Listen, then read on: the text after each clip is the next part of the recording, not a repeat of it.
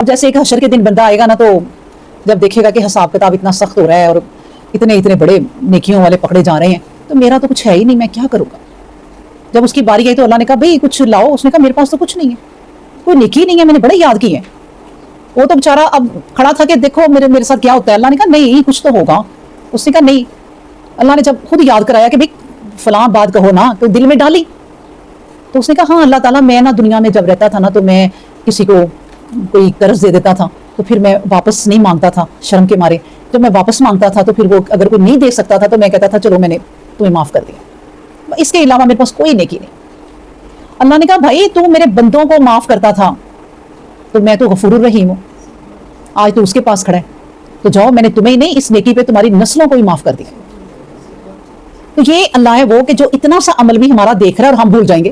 اب راہ جاتی کوئی کیلے کا چھلکا سائڈ پہ کر دیا، کوئی اینٹ سائڈ پہ کر دی، کوئی بڑا ہے اس کو جلدی سے کوئی سڑک پار کرا دی، یا کوئی بڑے کا سامان پکڑ کے بڑی عورت کا لائیں میں آپ کا چھوڑا ہوں رکشے تک.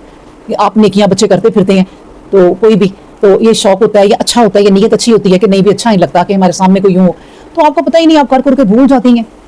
زندگی گئی بس بات گئی تو کچھ بھی نہیں یاد ہوتا. تو جب وہاں جائیں گے تو اللہ وہ تمام وہ نیکیاں جو معمولی سمجھ کے کرتے تھے نا، وہ ایسے ڈھیر لگے ہوں، وہ کوئی ضائع نہیں کرے گا. اللہ نے کہا نا کہ کہیں ہو فی صخرۃ فی السماوات فی الارض، کہیں بھی ہو میں تمہاری نیکی کو لے آؤں گا، میں تمہاری برائی کو بھی لے آؤں گا. برائی بھی نہیں کرنی. ٹھیک ہے، اگلی آیت پڑھتے ہیں. پھر کہا آیت نمبر 17 میں یا بنیا آقیم الصلاۃ، اے میرے بیٹے نماز پڑھا کر، نماز قائم کر. وامر، اور حکم کیا کر، بالمعروفی نیکی کا، ونہا، اور منع کیا کر، عن المنکری برے کاموں سے. ایک تو یہ کام، وصبر، اور صبر کیا کر، علی ما اصابک، جو بھی تمہیں پہنچے یعنی مصیبت. اور یہ جو تمہیں کام بتا رہا ہوں نا بیٹے، ان ذالک من عزم الامور، یہ بڑی ہمت کے کام ہے. یہ کسی کو معاف کر دینا، اپنے غصے کو ضبط کر لینا، یہ کوئی معمولی کام نہیں ہے. ایسے غصہ چڑھتا ہے منٹ میں. میاں بیوی کا غصہ تو ایسا چڑھتا ہے نا کہ وہ شیطان بیچ میں پھر کود جاتا ہے، وہ کہتا ہے ان کی تو میں طلاق کراؤں. یہ غصہ نہیں کنٹرول میں ہوتا. تو یہ غصہ کنٹرول کر لینا. انہوں نے کہا، اللہ تبارک و تعالیٰ نے ان کی بات لکھی کہ ان ذالک، یہ جو کام تم کرو گے نا، فی عزم الامور، یہ بڑی ہمت کے کام ہے، یہ بڑے مضبوط کام ہے. یہ اللہ والے ہی کرتے ہیں کہ جن کو اللہ توفیق دے، یہ وہی کرتا ہے، یہ عام بندہ نہیں کر سکتا. اب کیا کہ اب اگلی نصیحت کبھی وہ میرا بیٹا، یہ نہیں کہ ایک ہی دفعہ بیٹھ کے کر دیتے ہوں گے. جب بھی بیٹے سے کوئی کھیتی باڑی پہ جا رہے ہیں، کام بھی کر رہے ہیں، نصیحت بھی کر رہے ہیں. جب بیٹا آیا، چلو بیٹے مجھے یاد آیا میں تمہیں یہ بتاؤں، آج کیا کر رہے ہیں نصیحت. انہوں نے کہا یا بنیا، ہے میرے بیٹے، ایک تو نماز قائم کر. یہ نہیں کہا کہ نماز پڑھ. دیکھیں تب قرآن بھی نہیں آیا تھا. باقی دوسری جو کتابیں تھیں، یا ہر زمانے میں جب کوئی پیغمبر آیا نا، نماز تھی. اس کا مطلب ہے ان کے زمانے میں بھی نماز تھی، اور نماز کی شکلیں ذرا مختلف ہوتی ہیں. پہلے کسی اور طریقے سے پڑھی جاتی تھی، اور اب ہر ایک میں نا عبادت ہوتی ہے، ہر ایک مذہب میں عبادت ہوتی ہے. جیسے یہودیوں کی عبادت ہے، وہ ایک دیوار کے ساتھ کھڑے ہو جاتے ہیں سر کر کے، اور بس پڑھتے ہی جاتے ہیں اس دیوار کے ساتھ. ان کی یہ عبادت ہے. ہماری عبادت ہے، اللہ نے کہا آقیم الصلاۃ، نماز قائم کرو، نماز پڑھو اور اس کو قائم رکھو. نماز پڑھ کے اپنے ساتھ ساتھ نماز کو لیے پھرو، کہ کوئی ایسا میں کام نہ کروں میں نماز پڑھنے والا بندہ ہوں یا بندی ہوں. تو آقیم الصلاۃ، بیٹے نماز پڑھا کر. کیونکہ جو بھی جس طرح کی بھی جس زمانے میں بھی نماز تھی نا، جب بھی انسان کو عبادت کرتا ہے نا، تو وہ اللہ کے قریب ہو جاتا ہے. اللہ نے امت محمدیہ کو اتنی سہولت دی اپنے قریب ہونے کی کہ 5 وقت نمازیں رکھ دی. اور اللہ کو امت محمدیہ سے اتنی محبت تھی کہ نبی کریم صلی اللہ علیہ وسلم نماز لینے کے لیے گئے تو 40 نمازیں دے دی، کہ ہر وقت بندہ 50 نمازیں دے دی، کہ ہر وقت بندہ جو ہے نا وہ میرے پاس رہے. کیسی بات ہے، یعنی محبت ہے نا یہ اللہ کی. لیکن نبی کریم صلی اللہ علیہ وسلم نے اپنی امت کے لیے رعایت مانگی، اور پھر یہ نمازیں ہم پر 5 ہو گئی. تو یہ نمازیں رکھی اللہ نے عبادت کے، بھائی بندے میرے قریب رہے. اور جتنا آپ جب بھی عبادت کریں گے نا، آپ کا دل نا اس وقت تھوڑا ایمان سے نا پور ہو جائے گا. عبادت کی ہے نا تو آپ محسوس کریں گی کہ میں کوئی اللہ کے قریب ہوں. وہ پھر دنیا کے کاموں میں ایسے بندہ پڑتا ہے نا، پھر آہستہ آہستہ وہ چیز ختم ہونا شروع ہو جاتی ہے، اور دوسری چیزوں میں انسان آنا شروع ہو جاتا ہے دنیاوی. اتنی دیر میں اگلی نماز کا ٹائم ہو جاتا ہے. وہ اگلی نماز کا ٹائم ہوتا ہے تو پھر یاد آتا ہے کہ بھائی میں تو اللہ کے قریب ہو گئی ہوں ماشاءاللہ. تو وہ پھر ایمان تازہ ہو جاتا ہے. یہ اللہ نے جو 5 وقت نماز رکھی نا، اپنے سے ملاقات رکھی ہے، یہ ایمان ہمارا تازہ کرنے کے لیے رکھی ہے، یہ بھول نہ جاؤ کہیں. تو اس نے بھی اس لیے کہا لقمان نے کہ یا بنیا آقیم الصلاۃ، بیٹے نماز قائم کرنا. اور بھی کام کرنا، چلتے پھرتے کام کر رہے ہو نا، تو وامر، تو کہا کرو, کوئی دوست ہیں, آج کل سہیلیاں ہیں, دوست ہیں, تو کوئی نماز کا ٹائم ہو گیا ہے تو انہیں کہو چلو چلو اٹھو ہم نماز پڑھیں, بڑی کھیل کود ہو گئی ہے, یہ بھی کر لیں گے, لیکن بیچ میں نماز کا ٹائم آ گیا نا, تو آپ نا اپنی سہیلیوں کو, اپنے کزنس کو, اپنے دوستوں کو, جو بچے بچیاں ہیں, کہا کرو, تو وامر حکم کیا کرو. اس میں مطلب یہ کہ یہ لفظ استعمال اس لیے ہو کہ اس میں سختی کرنی ہے, کہ کہنا اٹھو نماز پڑھو, اور بھی تو کام ہوتے ہیں, یہ کیا کرو, انہیں کہا کرو کیا, بالمعروفی, نیکی کے کام, ونہا, اور منع کیا کرو. یہ دوستیاں یاریاں جو ہے نا, دیکھیں یہ دوستیاں لڑکیوں کے لڑکوں کی آپس میں جو دوستیاں ہوتی ہیں نا, یہ اللہ تبارک و تعالیٰ نے دیکھیں ہماری ڈیوٹی لگائی ہے کہ اپنے بچوں کو نا یہ سمجھایا کرو کہ دوستوں کے ساتھ صرف ہلا گلا, پکنک, گانے, میوزک, ہر وقت یہی باتیں نا بیٹے کرتا رہا کرو. ان کو کبھی نماز کا ٹائم ہو خود بھی پڑھا کرو, انہیں بھی کہا کرو. اور کوئی برائیاں ہیں نا, کوئی گانے گنے واہ یاد کر رہے تو انہیں منع کیا کرو.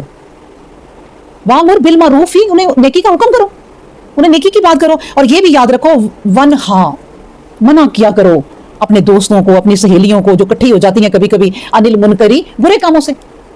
اب جیسے عورتیں کٹھی ہوتی ہیں تو لازمی ہمارا یہ ایک بڑا ہی خوبصورت ٹاپک ہوتا ہے کہ کسی تیسری بہن جو بیچ میں نہیں ہے نا, اس کی برائی کرنی.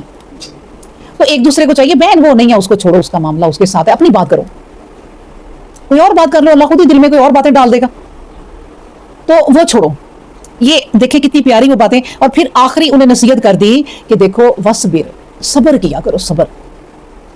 اب دیکھیں نا ہر چیز میں صبر ہی تو ہے, صبر ہی ہمیں ہر معاملہ, ہر کام کرنا سکھاتا ہے. صبر, اگر صبر نہ ہونا تو انسان کچھ نہیں کر سکتا. میاں بیوی کا رشتہ شروع ہوتے ہی صبر شروع, بچوں کی غلطیوں کو پھر اگنور کرنا صبر شروع, بچوں کو سمجھانا صبر, ہر بات صبر.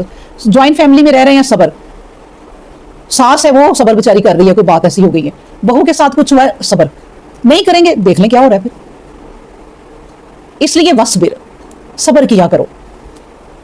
تو اس لیے انہوں نے بھی کہا, اور کب کرنا ہے, اللہ ما اصابک, جب تم پہ کوئی ایسا وقت آ جائے. اب یہ ہے کہ ہم لوگ ایک دوسرے کو نا صبر صبر صبر کی نصیحتیں کرتے رہتے ہیں بیٹھے بیٹھے, کرنا کب ہے, جب وقت آ گیا تو اب یاد ہی نہیں کہ صبر کرنا ہے. فوراً ایک بہن نے کوئی بہن کی کہا کہ تمہارے بارے میں یہ کہہ رہی تھی, اچھا اس نے میرے بارے میں یہ کہا, میں تو نہیں, اسے وہ تو خود ایسی ہے, میں تو اس کو چھوڑوں گی نہیں. یہ شروع ہوگی, اس نے بات کی تو پھر کیا ہے, وصبر, اچھا بہن کوئی بات نہیں, کبھی اگر وہ ملی تو پوچھ لوں گی ورنہ چھوڑو. اس کو کہتے ہیں صبر. تو پھر موقع پہ صبر ہی نہ کیا, فائدہ کیا. اب ایک مشہور وہ حدیث ہے کہ نبی کریم صلی اللہ علیہ وسلم جا رہے تھے تو ایک مائی اپنے بچے کے قبر دفنا کے اسے تو بیٹھی رو رہی تھی. اب یہ دکھ بہت بڑا ہے. تو نبی کریم صلی اللہ علیہ وسلم گزرے اور ان کے کندھے پہ ہاتھ رکھ کر صبر کرو, صبر کرو. اب یہی کہتا ہے بندہ کوئی مرے تو جا کے یہی کہتا ہے صبر کرو, ٹھیک بندہ کرے. تو بڑی پیاری بات ہے, اللہ نے ہمیں سکھا دی کہ کہو صبر کرو. تو نبی کریم صلی اللہ علیہ وسلم نے کہا صبر کرو, تو کہتی ہے ہاں میں کیسے صبر کر لوں, تیرا کوئی مرا جو نہیں.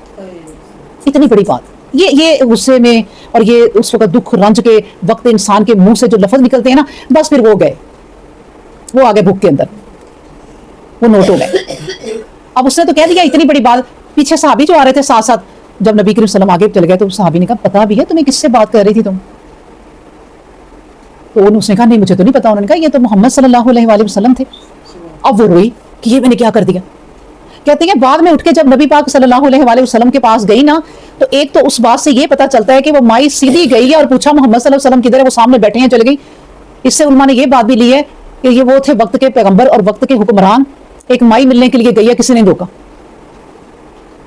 یہاں پر آپ اپنے وقت کے حکمران سے, جو ہمارا حکمران ہے, جو ہمارا یعنی مسیح ہے, ہمارے دکھ درد دور کرنے کے لیے آیا ہے ہمارے, وہ ہم سے کبھی ملے گا نہیں, کبھی بھی ٹائم نہیں دے گا وہ کبھی بھی. اور وہ جو رب رحمت للعالمین ہے,